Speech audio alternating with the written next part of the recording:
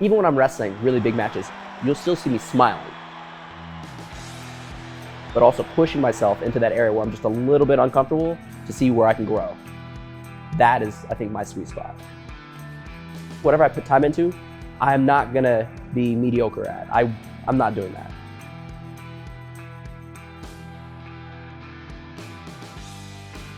I have 180,000 followers on Instagram.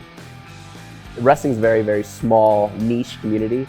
And if I wanted to post things that I really enjoy doing outside of wrestling, that was probably the best way to get a bigger following.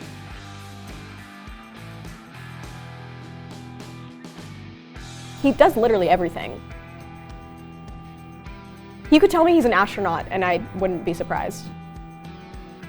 I think I was there from the beginning to kind of encourage him to start social media just because I knew what it could turn into.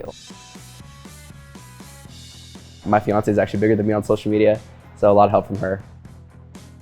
Both of our goals and our dreams are so different than like the normal person's path, I guess, if that makes sense. We wanted to do our own thing and control our own journeys, and I think that's what initially created a spark. We do film content together sometimes. We did film a video in the wrestling room where he was trying to teach me certain wrestling moves, and that was a very fun, very embarrassing time. Also, I know how to do a really good sprawl now. The content that I enjoy making the most is where I'm planning out what I'm doing, bringing my own visions into reality. We're gonna do 60 frames per second. We're gonna slow this down and make it look really cool later. And then doing it. I'm filming, I'm editing, I'm setting up, I'm the main actor, the director, I'm doing all of it. I like the ones that are like collage. The collage ones? Okay. This and that next white and gray one, whatever that one is. Okay. Those are probably my favorite. Okay. I want people to feel something when they're watching it. My first 2 years wrestling at Penn State, when I was wrestling 149, I don't think that I fully believed in myself, and I wasn't giving my best effort at the time. From high school, my goal was, how fast can I pin this opponent? It was a time trial. Coming into college, going up a weight, I lost that sense of identity, and now I was trying to survive. Van Brill avoided the takedown from Bartlett and wins it at 149 pounds. He would talk about how he wishes that he could just like let it fly and like shoot more, and I kind of started to see the light dwindle a little bit and him sort of lose that spark. At the 2022 NCAAs, I went 1-2. I was really questioning myself, like, do I know how to wrestle? I'm surrounded by national champs, world champions, Olympic champions, the team national champions, and I felt like an outsider. Our team psychologist, Bonnie, one day, it was right before practice, she says, "Hey, Beau." I was like, "Hey," she said, "I'm afraid you're wasting your potential." He came over to my apartment as soon as it happened, told me about it, was basically like, "Yeah, I'm never speaking to this woman again."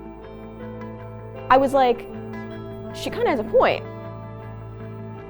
I think that kind of was a lot to hear, but I also think it was necessary. Fast forward 6 months later, I told her, I was like, "You're right." Bartlett gets the takedown here on the right side of the mat with 3 seconds left. Third year, I dropped down to 141, and that's when things really started to pick up. 5 seconds and he gets the takedown. Winners win. I was like, he's back. Beau Bartlett remains undefeated. He felt like he was going to make that jump. It was just kind of a matter of time. It's 1 versus 2 at 141 pounds. 𝗧𝗵𝗲 from Ohio State, the Big Ten champion. The feeling that I had early in the match, almost right to the end, was that Beau was going to win.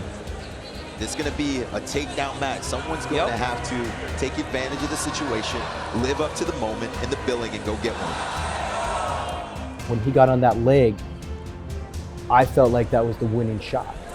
Oh, Bartlett gets to the double here. Bartlett's indeed. Mendez's got to hit a roll or something. Oh, he got it. When I shot in and I got to his legs, I remember thinking, wait, what?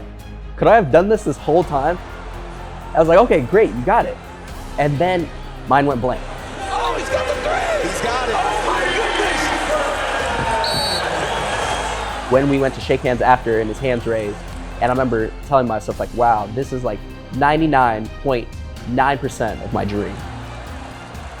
The emotions that I felt had nothing to do with wrestling. At the end of that match, he was smiling. Who does that? Who can do that? That's insane to me.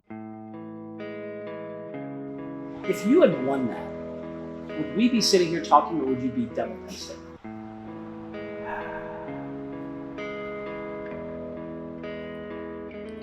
I think I'd be here. Because I didn't come back to Penn State for my pride. I didn't come back to try to get my face on the wall. I came back because this place is awesome. I just had a great conversation with Coach Cunningham. We were in a rear standing position where I was about to get a takedown, and he was making sure to stand up. He said, you have to score in that position. Not scoring in that position costs you a national title. I'm like, this is important, right here. That position right there is important. What Bonnie said, that is important. Who I am right now is my end goal of who I wanted to be